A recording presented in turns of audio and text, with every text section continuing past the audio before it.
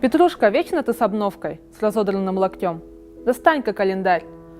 Читай не так, как Пономарь, а с чувством, с толком, с расстановкой. Постой же. На листе черкни на записном, противо будущей недели.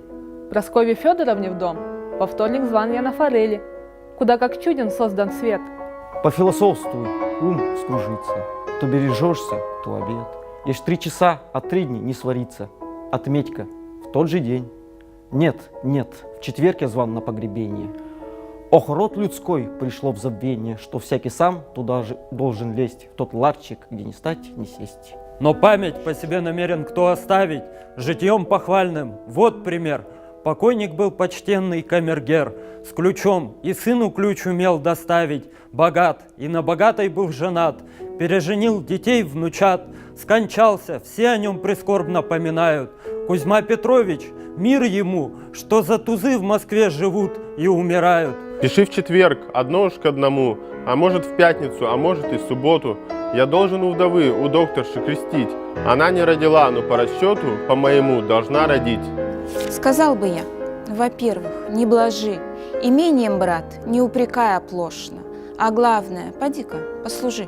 Служить бы рад, прислуживаться тошно. Вот то-то, все вы гордецы, спросили бы, как делали отцы, учились бы на старших глядя. Мы, например, или покойник дядя Максим Петрович, он не то на серебре, на золоте и дал 100 человек к услугам.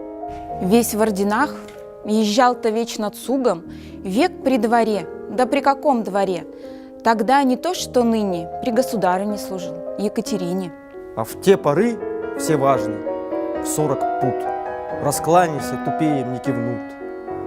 Вельможа в случае тем паче, не как другой и пил и ел иначе. А дядя, что твой князь, что граф, серьезный взгляд, надменный нрав. Когда же надо подслужиться, и он сгибался в перегиб. На куртаге ему случилось обступиться. Упал да так, что чуть затылка не пришиб. Старик заохал, голос хрипкий, был высочайшую пожалован улыбкой. Изволили смеяться. Как же он?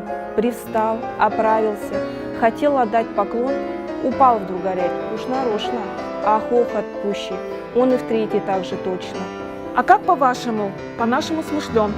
Упал он больно, встал здорово. Зато бывало вист, кто чаще приглашен, кто слышит при дворе приветливое слово. Максим Петрович.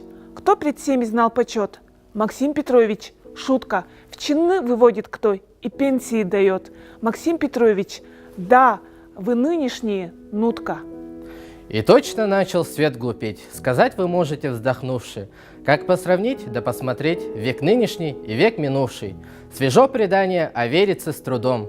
Как тот и славился, чей чаще гнулась шея, как не в войне, а в мире брали лбом, стучали, а пол не жалея. Кому нужда, тем спись, лежи они в пыли, а тем, кто выше, лезть как кружево плели. Прямой был век покорности и страха, все под личиной усердия к царю. Я не об дядюшке об вашем говорю, его невозмутимо праха. Но между тем, кого охота заберет, хоть в раболепстве самом пылком, теперь, чтобы смешить народ, отважно жертвует затылком. А сверстничек, а старичок иной, глядя на тот скачок и разрушаясь ветхой кожи, чай приговаривал: «Ах, если бы мне тоже! Хоть есть охотники поподлечить везде, да нынче смех страшит и держит стыд в узде. Недаром жалуют их скупо государи». Ах, боже мой, он карбонарий. Нет, нынче свет уж не таков. Опасный человек. Вольнее всякий дышит и не торопится вписаться в полк шутов. Что говорит? И говорит, как пишет. У покровителей зевать на потолок, явиться помолчать, пошаркать, пообедать, подставить стул, поднять платок. Он вольность хочет проповедать.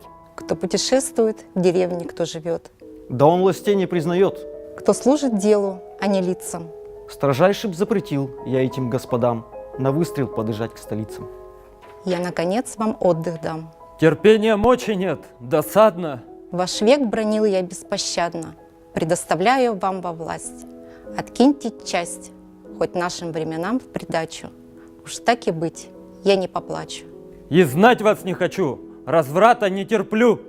Я досказал. Добро, заткнул я уши. На что ж, я их не оскорблю. Вот рыскают по свету, бьют баклуши, воротятся, от них порядка жди.